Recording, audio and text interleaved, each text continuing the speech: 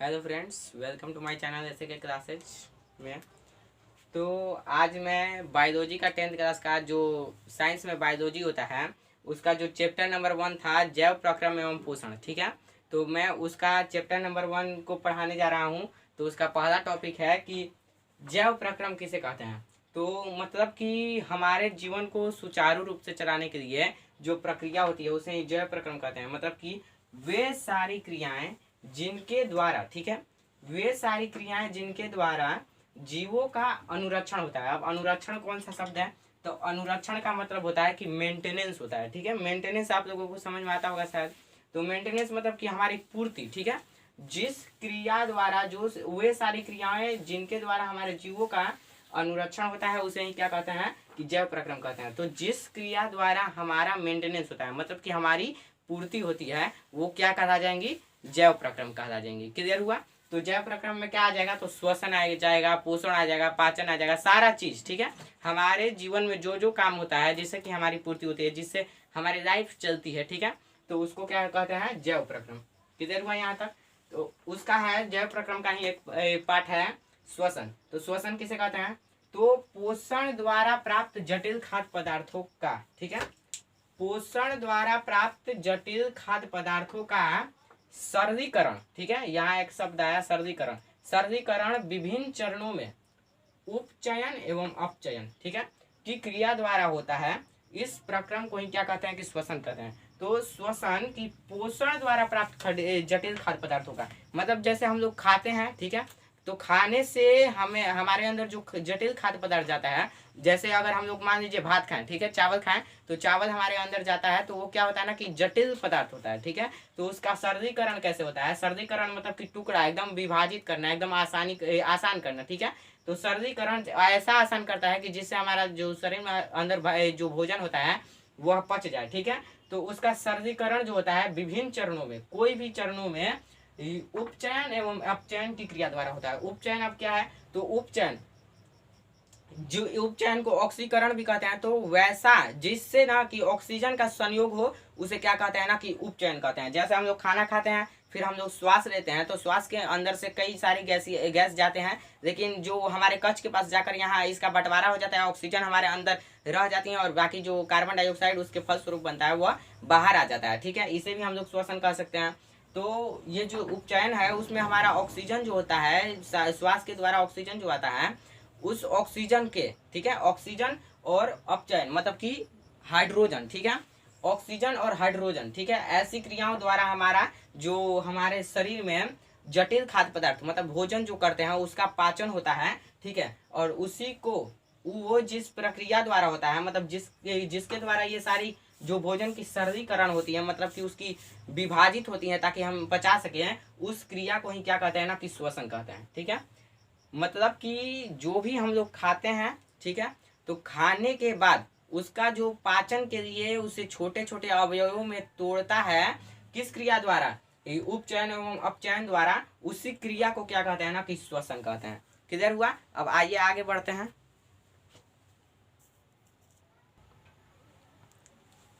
अगला है, मैंने ये क्वेश्चन दे दिया है जो कि बोर्ड एग्जाम के लिए, बोर्ड एग्जाम के जो दृष्टि से है बहुत ही ये उपयोगी क्वेश्चन है, ठीक है। बहुत ही बार आया है और आने के चांसेस भी हैं। तो ये बहुत ही अच्छा क्वेश्चन है कि बहुकोशिकीय जीवों में, ठीक है, बहुकोशिकीय मतलब कि एक कोशिका जिसमें ना ही हो, बहुत सारी कोशिका हो, तो वैसी जीवों में विसरण की क्रिया द्वारा, विसरण की क्रिया मैं आपको बताऊंगा। तो विसरण की साधारण क्रिया द्वारा, ठीक है, सभी कोशिकाओं की जरूरतें पूरा नहीं हो सकती हैं। आखिर क्यों? ठीक है।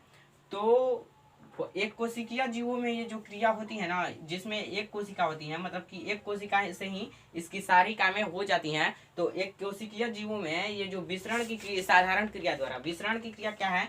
तो जैसे ये जो होता है ना, एक कोशिका का जितना भी शरीर होता है, इसके अंदर तो कोई भी यंत्र वंत्र है नहीं, इसके अंदर कुछ है नहीं, ये कुछ पादों से मिलकर बना हुआ है। तो इसके अंदर और कुछ नहीं है, इसके जो वायुमंडल के संपर्क में और हमेशा रहता है, ये जो वायुमंडल की इसकी सारी शरीरें जो है ना, तो वायुमंडल के संपर्क में है। तो इसलिए इससे जितना भी ऑक्सीजन है, जो भी इसको चाहिए, ठीक है, जो भी एक कोशिकीय जीव इसको मतलब चाहिए, वो इसको ऐसे ही मिल जाता है, इसके लिए कोई अन्य चीजों की जरूरत नहीं होती है। तो ये क्रिया ही क्या कहलाती है ना कि विसरण कहलाती है। मतलब कि आपका जैसे हमारा शरीर हो गया, ये क्या है कि वातावरण के मतलब संपर्क में है, वायुमंडल के संपर्क में है, तो यहाँ से डायरेक्ट ये ऑक्सीजन ले सकता है, ठीक है। लेकिन हमारे अंदर, इसके अंदर जो है, इसके अंदर ये जो है हमारे अंदर ऊपर जो ये चमड़ा है वो मृत जीवी कोशिका है, ठीक है। ये मारा हुआ कोशिका है, ये जीवित कोशिका नहीं है। तो इसके अंदर जितनी भी कोशिकाएं हैं उसको श्वास लेने के लिए, उसको ऑक्सीजन को से मतलब ऑक्सीजन को पाने के लिए हमारे अंदर जो ये विसरण की क्रिया द्वारा संपन्न नहीं हो सकती है। अगर हमारा ये सारे अंदर की जितनी भी कोशिकाएं अगर बाहर की ओर ऐसे रहती तो हमें क्या होता ना कि साफा वायुमंडल के संपर्क से ही वो लोग ऑक्सीजन ग्रहण कर देती और हम लोगों में ही भी विसरण की क्रिया द्वारा क्या हो जाता है ना, हो जाता कि विसरण की क्रिया द्वारा ही हमारे शरीर में भी क्या होता कि ये जरूरतें हमारी सारी कोशिकाओं की पूरा हो जाती। लेकिन हम लोगों की सारी शरीरें जो है ना, तो हमारे अंदर की सारी जितने भी शरीरें होती हैं वो शरीरें वातावरण के या वायुमंडल के डायरेक्ट संपर्क में नहीं है। अगर डायरेक्ट संपर्क में रहती तो हम लोगों की भी जो सभी कोशिकाओं की जो जरूरतें हैं वो विसरण की क्रिया द्वारा पूरी हो जाती। बट हम लोगों में ऐसा नहीं है, तो इसलिए हम लोगों को श्वास नलिका दिया जाता है, जैसे नाक दिया जाता है। तो ये सब क्या कहते हैं कि परिवहन तंत्र जी जो हमारे अंदर यहाँ नाक के द्वारा जाता है हम लोगों के श्वसन। अब कोशिका जाता है, कोशिका में जाकर ऑक्सीजन क्या होता है कि सारे लोगों में बढ़ जाता है, सारे कोशिकाओं में बढ़ जाता है। तो उससे क्या होते हैं कि हमारे अंदर की जो आवश्यकताएं हैं उस सारे कोशिकाओं की जो हमारे अंदर जितने भी कोशिकाएं हैं, मतलब कि हमारे नाकों द्वारा ऑक्सीजन जाता है और उससे क्या होती है उनकी सारी आवश्यकता क्या होती है कि पूरी हो जाती है। मतलब कि जब कोई भी अगर वातावरण के डायरेक्ट संपर्क में हो, इसका कोई भी अंग मतलब अंदर ना हो, वातावरण के डायरेक्ट संपर्क में हो, तो और वह इसी डायरेक्ट संपर्क की वजह से अपना क्या करता हो ना कि पूरी कोशिकाओं की जरूरतों को पूरा कर देता हो, उसे ही क्या कहते हैं कि विसरण की क्रिया कहते हैं। तो बहुकोशिकीय जीवों में विसरण की साधारण क्रिया द्वारा इसलिए नहीं हो सकती क्योंकि हमारे कई सारे अंगे जो होती है ना कि अंदर होती है, जैसे फेफड़ा हुआ, दिल हुई, सब सारी चीजें क्या है अंदर है। तो इसके अंदर की सारी कोशिकाएं हैं तो डायरेक्ट वातावरण के संपर्क में नहीं है। तो जब वातावरण के संपर्क में नहीं है तो ये कैसे ऑक्सीजन को दे सकती है। तो इसीलिए हमारे अंदर परिवहन तंत्र बनता है और वह परिवहन तंत्र मतलब नाक से क्या होता है कि जैसे ऑक्सीजन जाता है, हमारी सारी आवश्यकताएं पूर्ति होती हैं और उसी से जो भी हमारे ऑक्सीजन से सारी अंदर की कोशिकाएं का जरूरत पूरा हो जाता है। इसीलिए बहुकोशिकीय जीवों में ये जो साधारण क्रिया है विसरण, इसकी आवश्यकता नहीं है। इससे कई छोटे मोटे केवल जगहों पर ही हमारी आवश्यकता पूरी हो सकती है, नहीं तो अंदर की सारी कोशिकाओं की आवश्यकता पूरी नहीं हो पाती है। अगला है उत्सर्जन। उत्सर्जन किसे कहते हैं? परिवहन तंत्र मैंने आपको समझा दिया, जिससे कि हमारी सांस वास लेते हैं या हम जो खाना वाना खाते हैं वो सब जिस तंत्र के द्वारा करते हैं वो तंत्र ही क्या कहलाता है, परिवहन तंत्र कहलाता है। उसके बाद है उत्सर्जन तंत्र किसे कहते हैं। तो हमारे अंदर जितनी भी क्रिया होती हैं, जैसे हम लोग सांस लेते हैं तो ऑक्सीजन के अलावा हम लोगों को जरूरत किसकी है, तो ऑक्सीजन की। तो O2 के अलावा और कई हानिकारक गैसें भी उत्पन्न होती हैं, या कई खाना वाना खाते हैं तो खाना वाना में बैक्टीरिया हमारे अंदर जो जाती है तो वो भी हमारे अंदर क्या होती है ना कि अपशिष्ट पदार्थ होती है, ठीक है। तो अपशिष्ट पदार्थों का निष्कासन, हमारे शरीरों से जो भी जैव प्रक्रम द्वारा उत्पन्न अपशिष्ट पदार्थ हो, ठीक है, उसका निष्कासन ही क्या निष्कासन जिस क्रिया द्वारा होता है उसे ही उत्सर्जन कहते हैं। क्लियर हुआ? उत्सर्जन मतलब कि हम लोग खाते हैं और खाने के बाद क्या करते हैं, उसे पचा वचा कर जितने भी खराब चीज होती हैं तो सुबह हम लोग जाकर क्या करते हैं कि गिरा देते हैं, वही क्या कहलाता है कि उत्सर्जन कहलाता है मोटा मोटी भाषा में।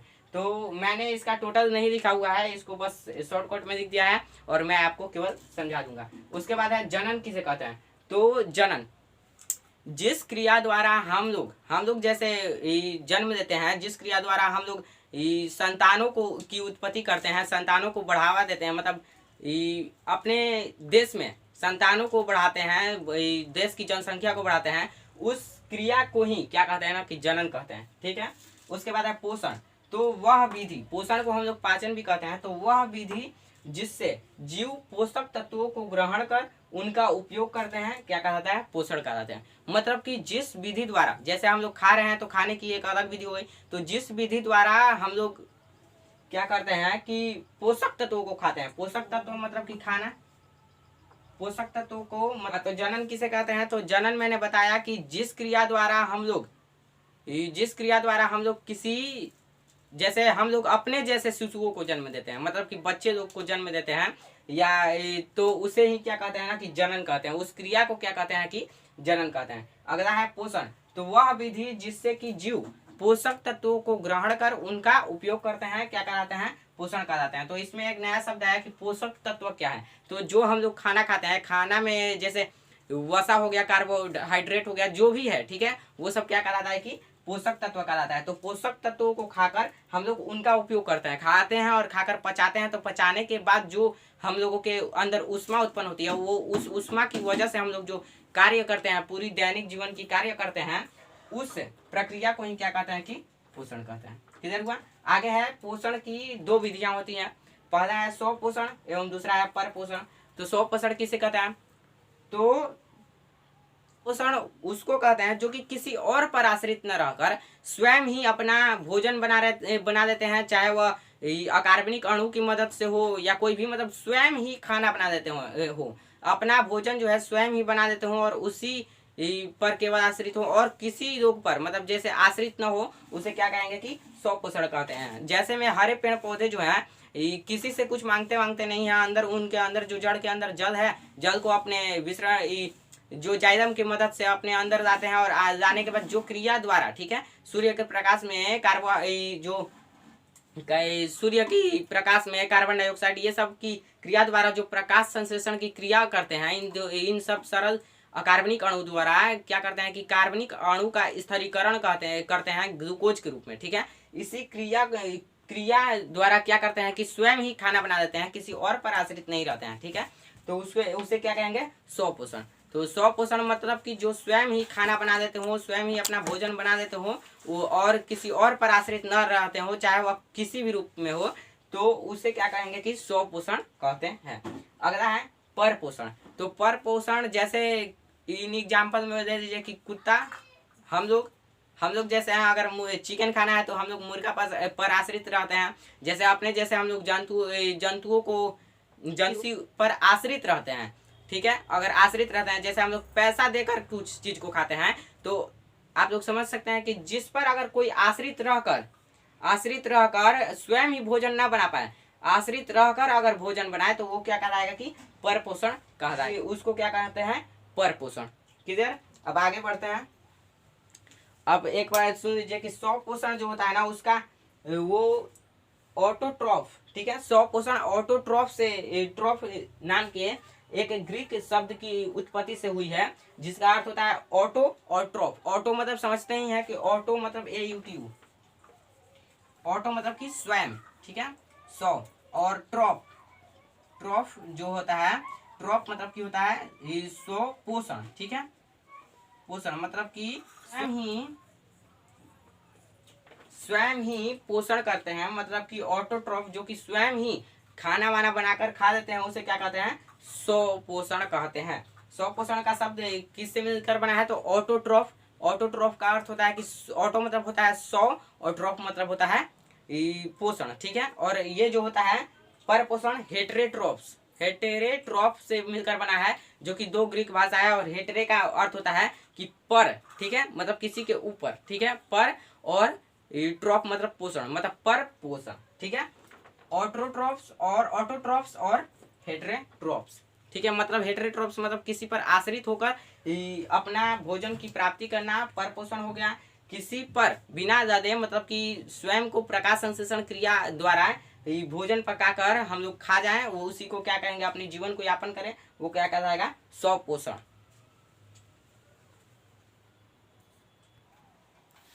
हाँ, तो पर पोषण के कुछ प्रकार हैं। पहला है मृतजीवी, दूसरा है परजीवी और तीसरा है प्राणी संपोषण। तो मृतजीवी किसे कहते हैं?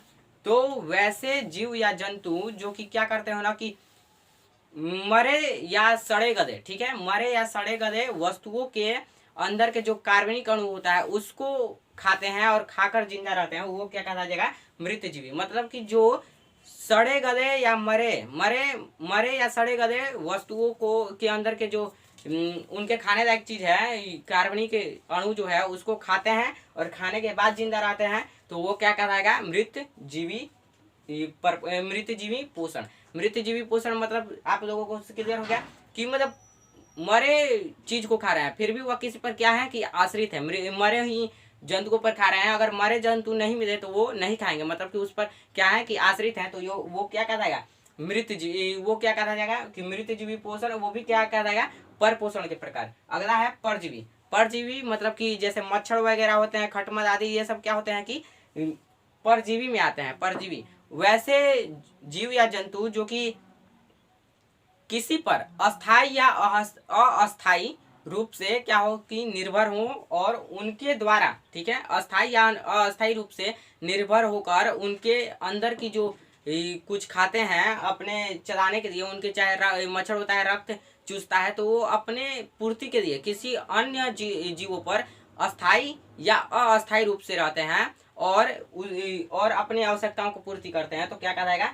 परजीवी। जैसे मच्छर जो होता है हम लोगों को पास आता है और आने के बाद ब्लड चूसता है और चला जाता है, तो वो क्या होगा कि अस्थाई रूप से या अस्थाई रूप से, मतलब कि एक बार आया और उसके बाद चल गया तो फिर अस्थाई हो गया, ठीक है। और अगर वहीं रहा आया फिर चूसा, फिर हम अगर मारे तो फिर क्या करता है कि उधर गया, फिर क्या हुआ कि आया और फिर चूसा, तो वो अस्थाई या अस्थाई रूप से मतलब किसी व्यक्ति पर निर्भर होकर अपने आवश्यकताओं की पूर्ति करता हो, वो क्या कहा जाएगा? परजीवी पोषण। परजीवी पोषण। तीसरा है प्राणी संपोषण।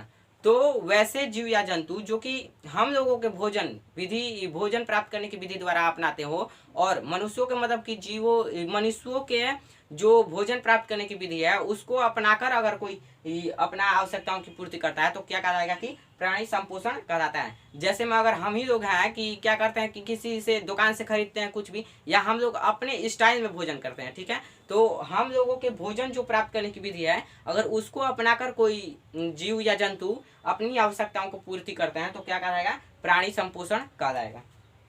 उसके बाद है, अब आगे आते हैं पौधों में पोषण। पौधों में पोषण अगला है कि पौधों में पोषण। तो पौधों में जैसे मनुष्यों में जैसे पोषण होता है, जस्ट वैसे ही पौधों में भी पोषण होता होगा, तो उसके अनुसार पढ़ते हैं कि पौधों में पोषण।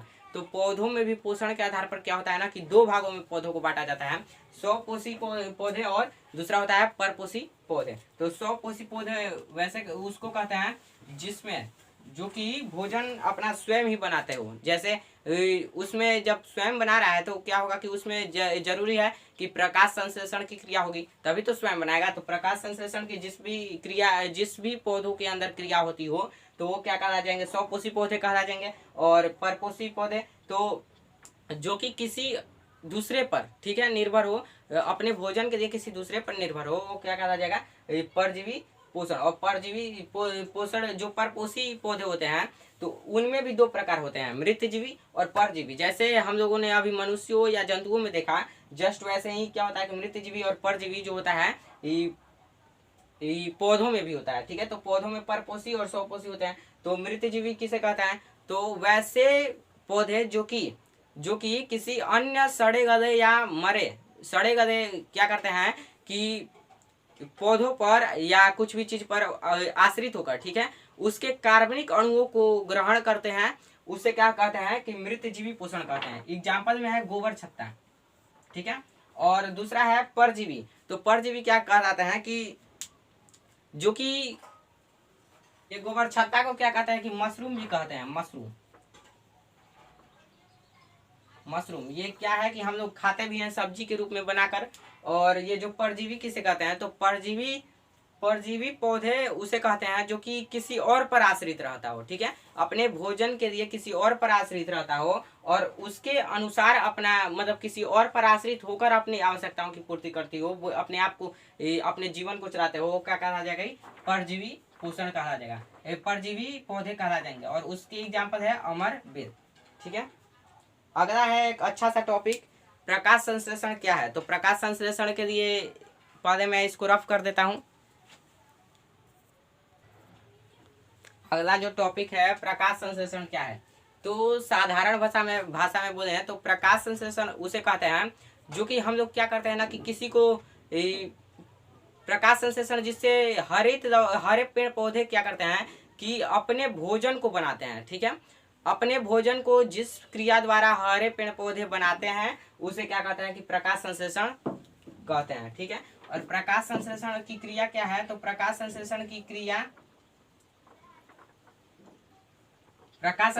क्रिया क्या है, तो प्रकाश संश्लेषण में क्या होता है ना कि हरे पेड़ पौधे क्या करते हैं कि अपने जड़ों के द्वारा, जिनके अंदर क्या होते हैं कि क्लोरोफिल होते हैं, तो अपने जड़ों के द्वारा क्या करती हैं कि जल देते हैं और वायुमंडल से CO2 देते हैं, और CO2 देने के बाद और जल देने के बाद पौधे जो हो गए, ये जो पौधे हो गए, अगर वृक्ष है तो ये जो पौधे हो गए तो ये अपने जड़ों में जो मृदा है, मट्टी जो है, उसे क्या करते हैं कि उससे जो आवश्यक चीज है, ठीक है, जैसे इसमें अगर पानी है तो पानी को सोखेगा, और फिर सोखने के बाद क्या करेगा ना कि ये पानी को सूखेगा तो ये पानी क्या कहाँ चल जाएंगी, पत्तियों में, और पत्तियों में क्या होती है कि छोटी छोटी छिद्रें होती हैं। ठीक है, छिद्रें होती है, इसे रंध्र या स्टोमाटा कहते हैं, और इसके द्वारा क्या होगा ना कि जब सूर्य की उपस्थिति होगी, जब सूरज मामा जैसे सूरज भगवान जो हम लोगों के होते हैं वो अगर उगेंगे तो उससे क्या होता है ना कि इसमें क्या होता है कि बंटवारा हो जाता है, और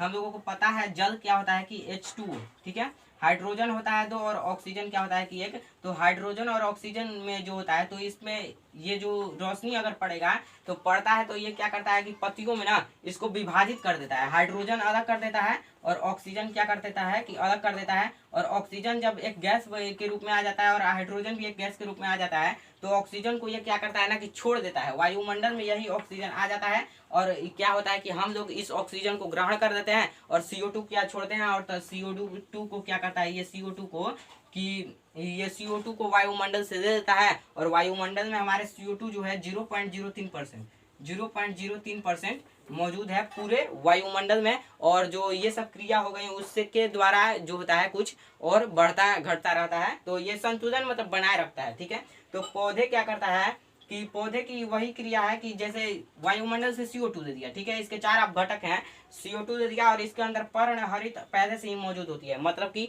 क्लोरोफिल जो होती है इसके अंदर पहले से ही मौजूद होती है, और ये क्या करता है कि अपने से ये यहाँ से जल लेता है, और जल देने के बाद क्या करता है ना कि जल देता है, और क्लोरोफिल की उपस्थिति में क्या करता है कि सूर्य की एथी से इसको क्या करता है कि अपघटित करता है, और दोनों को जब भाग अलग अलग हो जाता है तो ऑक्सीजन बाहर निकल जाता है, और क्या होता है कि ना कि हाइड्रोजन इसी के अंदर रह जाता है। और इसका क्या हो जाता है कि जब इसका जो खाना बनता है इसके फल स्वरूप जो प्रकाश संश्लेषण की क्रिया के बाद जो बनता है, जो कि ये खाकर जिंदा रहता है, तो उसमें क्या होता है कि ये जो सूर्य भगवान का जो किरण है, विकिरण ऊर्जा, वो भी क्या होता है कि रासायनिक ऊर्जा के रूप में इसमें क्या होता है कि संचित रहता है। तो इसका एक जो सूत्र है ये है C6 रुक जाइए, इसको पहले इधर लिख दे रहे हैं, 6CO2 प्लस 12H2O बराबर होता है, यहाँ तीर का चिन्ह होता है, तीर C6H12O6 प्लस 6O2 प्लस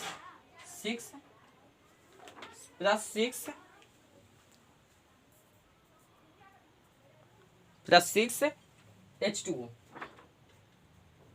ठीक है, क्लियर हुआ। ये क्या है कि इसका रासायनिक समीकरण है प्रकाश संश्लेषण का। ये क्या होता है कि एग्जाम में आता है और आने की आगे भी संभावना है, तो ये ज्यादा नहीं 2-4 नंबर का या प्रकाश संश्लेषण अभिक्रिया आ गया तो उसमें इसका क्या करते हैं कि हम लोगों को लिखना पड़ता है, इससे तभी तो हमें फुल मार्क्स मिलता है। ठीक है, तो ये हमें लिखना पड़ेगा। तो प्रकाश संश्लेषण की पूरी स्टोरी समझ में आ गई आप लोगों को। प्रकाश संश्लेषण में क्या होता है कि इन लोगों के मौजूद अंदर जो 4 अपघटक होते हैं, मतलब एक अपघटक पहले से ही होता है क्लोरोफिल। ठीक है, क्लोरोफिल, और ये क्लोरोफिल की मौजूदगी में क्या करता है कि जड़ से अपने जल देता है, और जल से क्या करता है कि जब जल पत्तियों में जल जाती है तो वहाँ जो पत्तियों में छिद्र होते हैं वह सूर्य की प्रकाश में अपघटित हो जाती है, मतलब कि हाइड्रोजन और ऑक्सीजन अलग अलग बढ़ जाता है, और ऑक्सीजन जो होता है उसके फलस्वरूप क्या ऑक्सीजन को वो छोड़ देता है और वायुमंडल में आती है, तो हम लोग ऑक्सीजन को दे देते हैं, और ये क्या करता है कि वायुमंडल से CO2 को ग्रहण करता है, और इस पूरी क्रिया को ही क्या कहते हैं कि प्रकाश संश्लेषण कहते हैं। और इसके फलस्वरूप जो भोजन बनता है उसका रासायनिक समीकरण ये है। ठीक है, तो ये बहुत ही इम्पोर्टेंट चैप्टर था, तो इसको आप लोग अब इतना समझ गए तो अपने से बना कर लिख दीजिएगा कि इसके बाद क्या होगा। तो अगला क्या है, अगला है प्रकाश संश्लेषण प्रक्रिया के लिए आवश्यक पदार्थ। हाँ, तो मैंने इसको बता दिया कि पहला है पर्णहरित या क्लोरोफिल, दूसरा है CO2 मतलब कार्बन डाइऑक्साइड, तीसरा है जल, और चौथा है क्या है, सूर्य प्रकाश। ठीक है, चौथा क्या है, सूर्य प्रकाश, इसको मैंने बता दिया। अब उसके बाद है कि अब बस कुछ नहीं किया हुआ है, रिसर्च इसको दर्शाया, मतलब एक्सपेरिमेंट कर कर बताया गया है इसमें कि जो पर्णहरित जो है पत्तियों का हरा रंग आवश्यक नहीं है, क्यों, तो वैसा बताया गया। इसके बाद दो एक्सपेरिमेंट है कि पत्तियों में जो हरा रंग होता है उसको एक्सपेरिमेंट करा है कि पत्ता का रंग हरा जो है वो जरूरी नहीं है, उसके लिए जो अंदर जो क्लोरोफिल है उसको रहना जरूरी है। तो उसके लिए आप लोग बुक में देख लीजिएगा, बुक में बस सिंपली भाषा में उसमें बता दिया गया है कि एकदम कैसे एक्सपेरिमेंट टाइप करके समझा दिया गया है कि कैसे हम लोग चेक करेंगे कि क्या होता है कि पत्तियों का हरा रंग आवश्यक है या नहीं है। ठीक है, और उसके बाद है कि उसके बाद भी है कि जो CO2 है प्रकाश संश्लेषण की अभिक्रिया में CO2 आवश्यक नहीं है, आखिर क्यों, उसको भी एक्सपेरिमेंट करके पूरा एकदम बता दिया है कि उसको कैसे चेक करेंगे। तो वो वाला जो होता है VVI होता है, वो वेरी वेरी इंपॉर्टेंट, मतलब कि भुला कर भटक कर कैसे भी वो क्या करेगा कि हमारे पास आ ही जाएगा, आ सकता है। तो उसको भी आप लोग देख लीजिएगा कि कैसे एक्सपेरिमेंट कर कर उसे लिखना है। उसके बाद है जंतुओं में पोषण, जंतुओं में पोषण, जंतुओं में पोषण। जंतुओं मतलब कि आप लोग जानते हैं कि जानवरों में, अब जानवरों में पोषण कैसे होता है। तो जानवरों में जैसे पहले हम लोग देंगे कि एक कोशिकीय जीव, एक कोशिकीय जीव, एक कोशिकीय जीव पहले देंगे। तो एक कोशिकीय जीवों में जैसे अमीबा होता है, तो अमीबा में कैसे इसमें पोषण की क्रिया होती है, अमीबा में कैसे पोषण की क्रिया होती है। तो अमीबा जो होता है कोशिकीय जीवों में, जो अमीबा होता है यह एक मृदु जलीय जीव है, और यह जो जीव है इसका आकार जो होता है निश्चित नहीं होता है, यह अनिश्चित होता है। मतलब कि ऐसे भी बना सकते हैं इसको, ऐसे वैसे, मतलब कोई भी आकार का ये क्या हो सकता है कि बन सकता है। अमीबा का क्या होता है कि निश्चित कोई आकार नहीं होता है, अमीबा का कोई भी निश्चित आकार नहीं होता है, और यह कोई भी आकार का बन जाता है। और इसको खाना भी, जब ये इसका जो शरीर जो होता है, इसका बना जो होता है, इसका बनावट जो होता है कुटपादों से मिलकर बना होता है, कुटपाद कुटपादों से मिलकर बना होता है। और वह कुटपाद जो होता है कुटपाद की सहायता से ही खाना को खाता है, और खाने के बाद क्या करता है कि उसको निकालता भी है कुटपादों की सहायता से ही।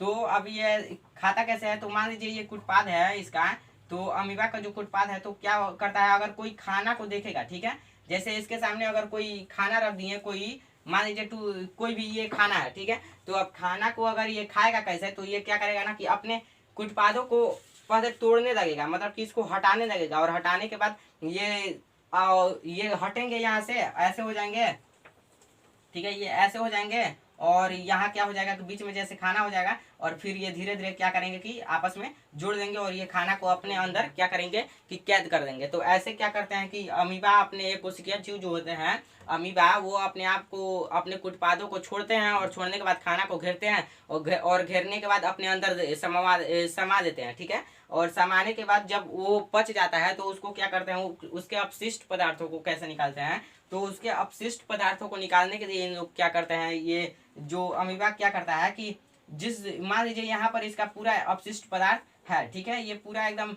अमीबा है, तो उसके अंदर यहाँ मान लीजिए कि बीच में अपशिष्ट पदार्थ है, तो उसको निकालने के लिए क्या करते हैं कि उन्हें वहीं एक छिद्र बनाते हैं। इनके शरीर में और कहीं छिद्र नहीं होता है, ये कहीं भी छिद्र बनाते हैं, और जहाँ खाना होता है वहीं से इसे बाहर निकाल देते हैं। मतलब यहाँ छिद्र बनाएगा, और छिद्र बनाने के बाद यहाँ क्या करेगा कि इसका जो अपशिष्ट पदार्थ है उसको निकाल देते हैं। बस यही था अमीबा का मतलब अमीबा में कैसे पोषण का होता है। और इसके जो ये खाना होती है तो ये भोजन रसदानी कहलाती है। जैसे ये टूटे, और टूटने के बाद ये जो हो रहा है, जुट रहा है खाना में, तो ये क्या कहलाएगा, ये कि भोजन रसदानी कहलाएगा। ये जो टूट कर घेर रहे हैं भोजन को, ये कहलाएगा कि भोजन रसदानी। ठीक है, उसके बाद है पैरामीशियम। तो पैरामीशियम का आकार जो होता है निश्चित होता है।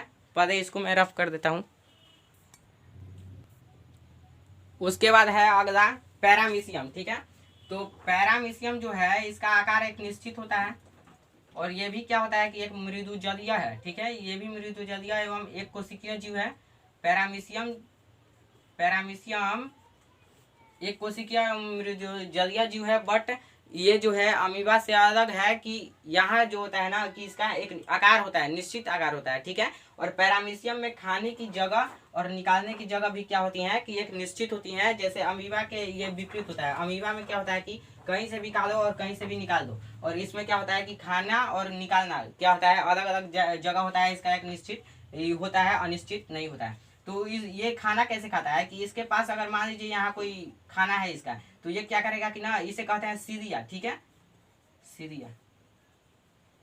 ये जो ऐसे ऐसे मैंने किया है, ऐसे ऐसे, ये क्या है कि सीरिया है। जैसे हम लोग जो चैन वाला, जैसे हम लोग के साइकिल के अंदर चैन है वो क्या करता है कि खींचता है, जस्ट वैसे ही ये क्या करता है कि खाना को अपने से ये घूमता है, और घूमने के बाद ये क्या करता है कि चलते जाता है और चलते जाता है, चलते जाता है, और जब यहाँ आ जाता है तो ये क्या करता है कि ग्रहण कर देता है, और ग्रहण करने के बाद जब पचा पचा के कैसे करता है कि यहाँ से निकाल देता है। बस इसी की ये प्रक्रिया है कि इसमें शायद सीढ़ियाँ होती हैं जो कि चलने वाली होती है, ठीक है। ये क्या कहा जाएगी, सीढ़ियाँ जो है चलने वाली होती हैं, और इसे कोशिका मुख या साइटोस्टोमा कहते हैं, ठीक है। ये इसको साइटोस्टोमा कहते हैं और या कोशिका मुख कहते हैं। ये क्या करता है कि खाना को जैसे साइकिल की चैन की तरह क्या करता है कि अपने मुंह के पास लाता है और इसको ग्रहण करता है, फिर पचा उचा के क्या करता है कि एक निश्चित स्थान से निकालता है। बस यही है। उसके बाद है मनुष्य का पाचन तंत्र।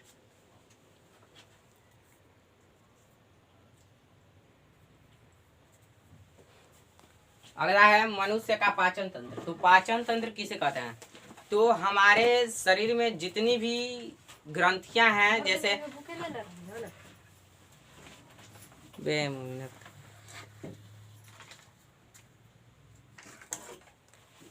हमारे शरीरों में जितनी भी ग्रंथियां हैं, तो ग्रंथियां जो है मुख गुहा से फैलकर, ठीक है, मुख गुहा से फैलकर मल द्वार तक क्या होता है कि फैला होता है आहार नाल, और आहार नाल से संबद्ध जितनी भी पाचन ग्रंथियां होती हैं वो पाचन रस स्रावित करती हैं। और वह पाचन रस जो होती है कि हमारे शरीरों में क्या होती है कि लाभदायक, शरीर में जो भोजन होता है उसको क्या करती है कि पचाने का कार्य करती हैं। और मतलब कि इसका क्या हो जाएगा परिभाषा कि मनुष्यों के मुख गुहा से फैले हुए मल द्वार तक क्या होता है कि आहार नाल, और आहार नाल से संबद्ध पाचक ग्रंथियां, और पाचक ग्रंथियां और इस पाचन क्रिया को के सम्मिलित रूप को ही क्या कहते हैं कि पाचन तंत्र कहते हैं।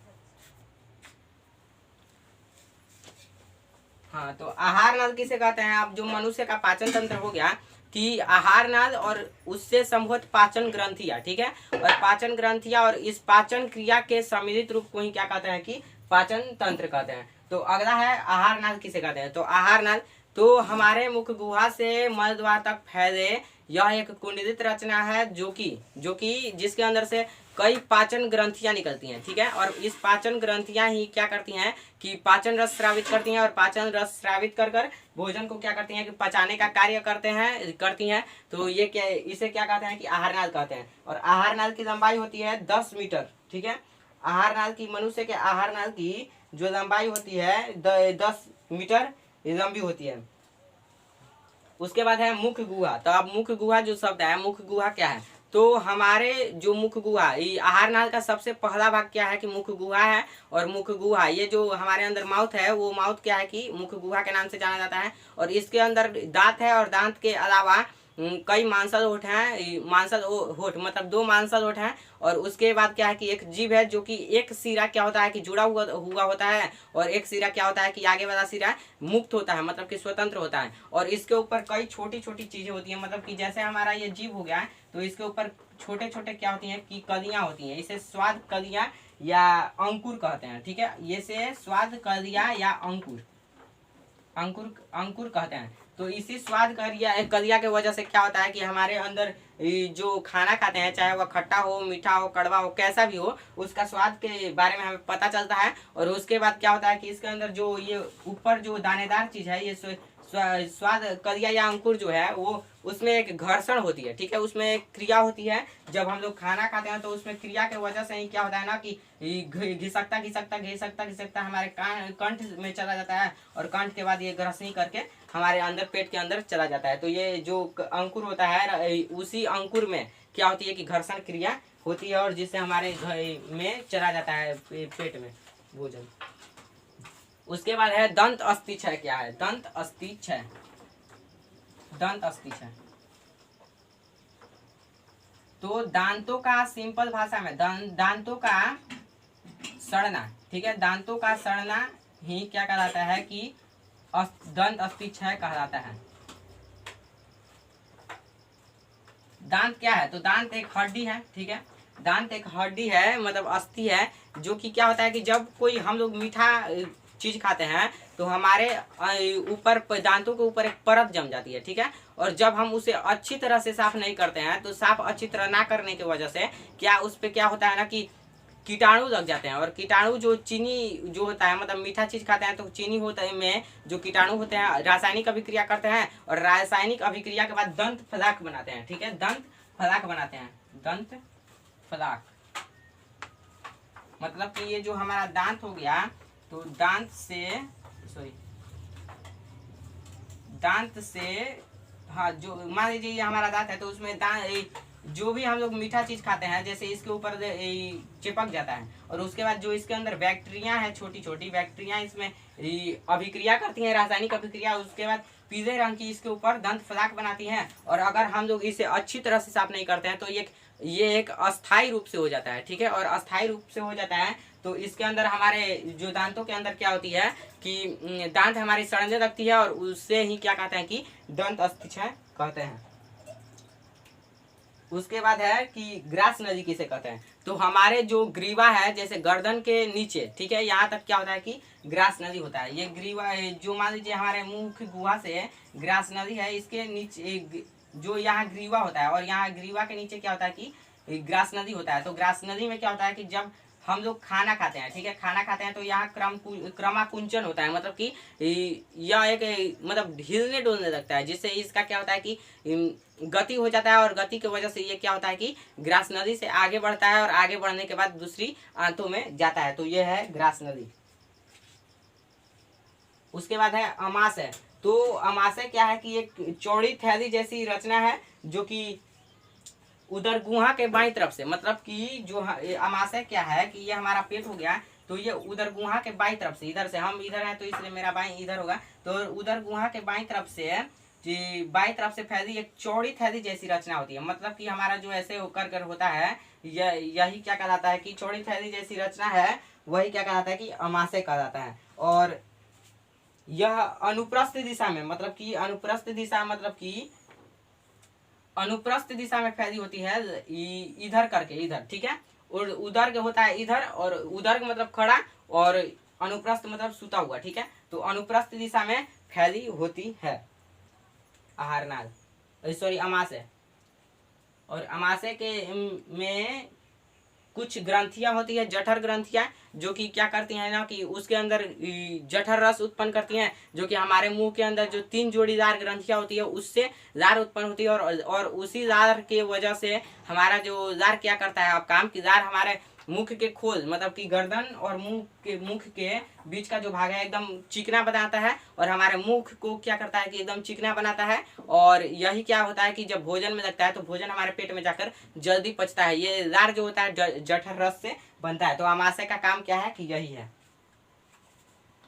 उसके बाद है एक रोग है अल्सर, ठीक है, तो इसमें अगर हम लोग क्या करते हैं कि ज़्यादा देर तक खाना नहीं खा, मतलब ज़्यादा देर तक भूखा रह जाते हैं, खाना नहीं खाते हैं, तो हमारे अमाशय में क्या होता है ना कि अमाशय में क्या होता है कि ऐसे ऐसे हो जाता है, मतलब कहीं खाल कहीं ऊँच हो जाता है, और उसी को क्या कहते हैं कि अल्सर नाम की रोग हो जाती है, घाव टाइप। उसके बाद है छोटी आंत। तो मनुष्य का छोटी आंत जो होता है आहारनाल का सबसे लंबा भाग होता है, मतलब कि आहारनाल जो होता है उसका सबसे लंबा भाग होता है छोटी आंत, ठीक है, इसकी लंबाई कितना है 6 मीटर। छोटी आंत की लंबाई 6 मीटर होती है, और चौड़ाई क्या होती है 2.5 सेंटीमीटर होती है, और सारी पाचन क्रिया जो होती है पूर्णतया, ठीक है, पूर्णतया क्या होता है कि इसी में खत्म हो जाती है पूरी। जो यहाँ क्या होता है कि सारे प्रकार की भोजन का पाचन होता है, ठीक है, वो चाहे मुर्गा हो या कोई भी चीज़ों का हो, तो उसका क्या होगा ना कि हमारे शरीर में इसका सारे चीज़ों का क्या होता है कि पाचन होता है छोटी आंत में। और जब छोटी आंत के बाद होता है यकृत, ठीक है, यकृत।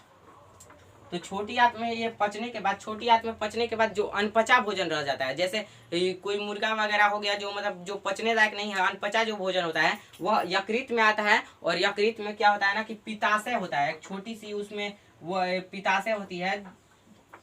यकृत क्या करता है कि पित्त को स्रावित करता है, और वह पित्त जो होता है पित्ताशय में होता है। और ये क्या करता है कि इसी की वजह से क्या होता है कि अनपचा भोजन भी क्या होता है कि पच जाता है, ठीक है। और ऑब्जेक्टिव में आता रहता है कि मनुष्य के हृदयों की कितनी कक्ष होती हैं, तो मनुष्य की हृदयों की 4 कक्ष होती हैं। उसके बाद है यकृत। यकृत की ये जो है हमारे शरीर की सबसे बड़ी एवं भारी ग्रंथि है, और इसकी वजन जो होता है 1 किलो से 1 केजी से 2 किलो तक, ठीक है, 2 केजी तक लगभग में होता है यकृत की वजन। यकृत की वजन इतना होता है। और इसमें जो होता है ये जो पित्ताशय जो होता है ये ग्रहणी में आय अम्लीयता, ठीक है, हमारे जो पेट में आता है अम्लीयता, उसे क्या करता है पित्ताशय कि नष्ट कर देता है, जिससे कि जठर रस की जो पेप्सिन नामक एंजाइम होती है उस पर कार्य कर सकती हैं। और कार्य करने के बाद उसे क्या करती हैं कि क्षारीय बनाता है, तो उस पर काम करती हैं। और काम करने के बाद उसे क्या करती हैं कि पचा देते हैं, ठीक है। तो उसके बाद है पित्त के लवणों की सहायता से, हाँ, तो पित्त में जो लवण है उसके सहायता से भोजन में क्या होता है कि वसा का विखंडन होता है, वसा टूटता है। और टूटने के बाद क्या होता है कि हमारे शरीर के सारे भागों में क्या होता है कि वसा का बंटवारा होता है। उसके बाद है अग्नाशय किसे कहते हैं, तो अग्नाशय बहुत ही अच्छा ये भी है वीवीआई। तो अमाशय के ठीक नीचे एक तथा ग्रहणी को घेरे पीले रंग का एक ग्रंथि होती है। अमाशय जो है पीले रंग की ग्रंथि होती है, जो कि ग्रहणी को घेरे मतलब कि पेट को घेरे होती हैं, ठीक है। और यह अग्नाशय जो होते हैं यही अग्नाशय कहलाती हैं। और अग्नाशय में अनेक पतली पतली नलिकाएं होती हैं, मतलब अग्नाशय में कई पतली नदी होती हैं, ठीक है, रास्ता होती हैं, ठीक है, जो जैसे भोजन जा सकता है। और जो कि आपस में जुड़कर एक अग्नाशयी वाहिका, ठीक है, यह क्या होती है कि आपस में जुड़कर एक अग्नाशयी वाहिका बनाती है। और अग्नाशयी जो वाहिनी होती है मूल पित्तवाहिनी मिलकर एक बड़ी नलिका बनाते हैं, मतलब ये दोनों मिलकर क्या होती है छोटी छोटी नलिका, अग्नाशयी नलिका वाहिका जो होती है वो, और पित्तवाहिनी, ठीक है, दोनों मिलकर क्या बनाती है कि एक बड़ी नलिका बनाती है। और फिर यह नलिका जो होती है एक छिद्र के द्वारा ग्रहणी में खुलती है। और अग्नाशय रस में ट्रिप्सम एंजाइम जो होता है, इस पर नामक एंजाइम जो पाए जाते हैं, वो अग्नाशयी रस में एंजाइम भोजन के अवयवों पर इसी प्रकार से क्रिया कर देते हैं, ठीक है। उसके बाद है आंत में ग्रंथियां, आंत ग्रंथियां। उसके बाद है बड़ी आंत। तो छोटी आंत के दीवारों में कई ग्रंथियां होती हैं, इनका जो स्राव होता है आंत्र रस या सक्कस, ठीक है, आंत्र रस या सक्कस। इसमें जो रस होता है उसे ही आंत्र रस, मतलब कि आंत में जो रस है तो उसके हिसाब से आंत्र रस इसका नाम पड़ गया आंत ग्रंथिया की, ठीक है। आंत ग्रंथिया से कौन सा रस निकलता है, ऑब्जेक्टिव बन जाएगा कि आंत्र रस। और इसे सक्कस या एंट्रिकस कहलाता भी है। आंत्र रस के एंजाइम तथा भोजन के विभिन्न अवयवों की क्रिया जो होती है विभिन्न प्रकार से होती है। उसमें क्या होता है कि फिगर दे चुका है बुक में, तो आपको फिगर बुक को खोलकर फिगर को समझ लेना है अच्छी तरह से। उसके बाद है बड़ी आंत। तो छोटी आंत आहार नाल के अगले भाग बड़ी आंत में खुलती है। छोटी आंत जो होती है आहार नाल का अगला भाग जो होता है उसमें बड़ी आंत में खुलती है छोटी आंत, ठीक है। और उसमें जो भोजन होता है, भोजन उतना पचने के बाद उसका नाम क्या पड़ जाता है कि कोलोन पड़ जाता है। और वह कोलोन जो होता है अमाशय तथा रेक्टम कहलाते हैं। कोलोन जो होता है भोजन जो होता है अमाशय तथा रेक्टम कहलाते हैं। और छोटी आंत से बड़ी आंत में जोड़ पर एक छोटी नदी द्वारा क्या होती है कि खुल जाती है, और जिसे सिक्कम कहा जाता है। अब जो नदी वहां खुलती है बड़ी आंत में छोटी आंत से, तो उसे क्या कहते हैं कि सिक्कम कहा जाता है। और वह सिक्कम के शीर्ष पर एक अंगुली जैसी रचना होती है। एक अंगुली जैसी क्या होती है कि वहां रचना होती है, और जिसका क्या होता है कि सिरा क्या होता है कि बंद होता है, ठीक है। और यह रचना अपेंडिकस कहलाती है। इस रचना का मतलब ये सब क्या है कि नाम है, तो ये नाम आप लोगों को याद करना होगा तो कर दीजिएगा, ये ऑब्जेक्टिव में ये सब बन सकता है।